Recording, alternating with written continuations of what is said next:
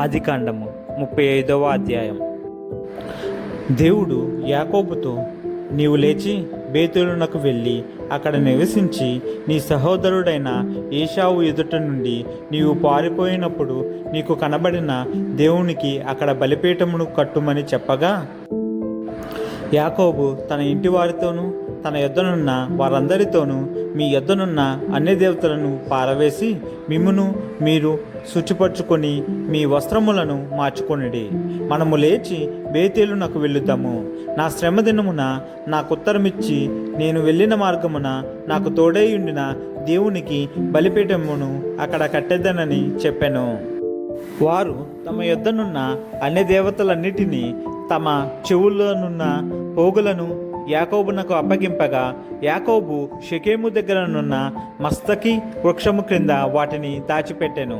వారు ప్రయాణమై పోయినప్పుడు దేవుని భయము వారి చుట్టూనున్న పట్టణముల మీద నుండెను గనుక వారు యాకోబు కుమారులను తరుమలేదు. యాకోబు అతనితోనున్న జనులందరూ కనానులో లూజుకు అనగా బేతేలునకు వచ్చిరి.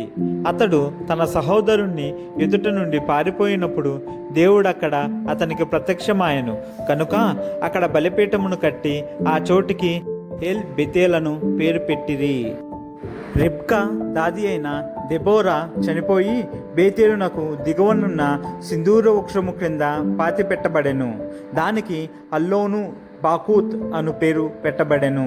యాకోబు పద్దనారాము నుండి వచ్చుచుండగా దేవుడు తిరిగి అతనికి ప్రత్యక్షమై అతనిని ఆశీర్వదించెను. అప్పుడు దేవుడు అతనితో, నీ పేరు యాకోబు, ఇక మీదట నీ పేరు యాకోబు అనబడదు, నీ పేరు ఇశ్రాయేలు అని చెప్పి అతనికి ఇశ్రాయేలు అను పేరు పెట్టెను.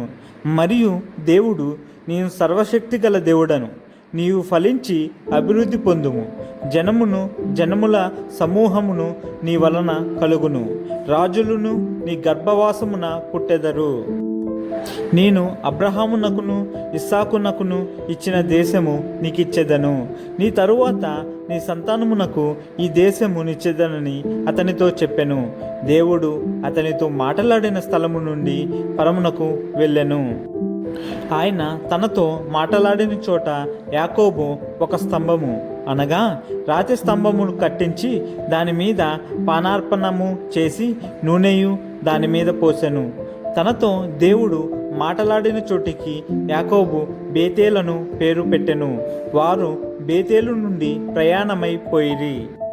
ఎఫ్రాతాకు వెళ్ళు మార్గములో మరికొంత దూరము ఉన్నప్పుడు రాహేలు ప్రసవించుచు ప్రసవ వేదనతో ప్రయాసపడెను.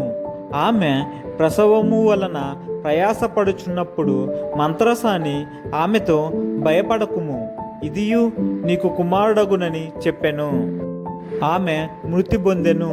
ప్రాణము పోవుచుండగా ఆమె అతని పేరు బెనోని అనెను. అతని తండ్రి అతనికి బెన్యమీను అను పేరు పెట్టెను.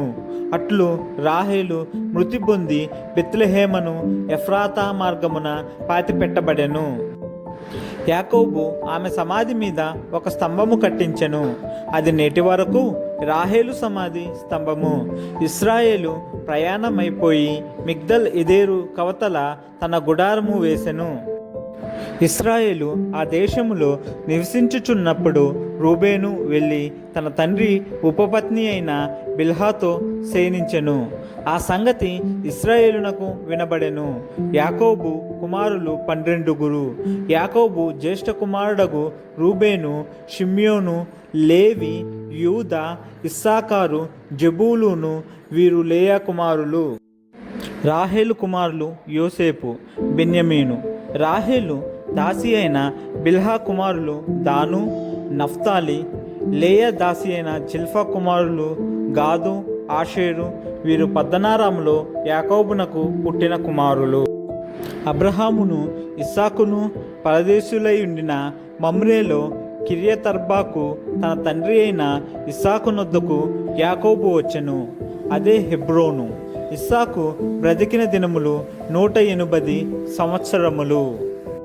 ఇస్సాకు కాలము నిండిన వృద్ధుడై ప్రాణము విడిచి మృతి పొంది తన పితరుల యొద్దకు చేర్చబడెను. అతని కుమారులైన ఏసావు యాకోబులు అతన్ని పాతిపెట్టిరి.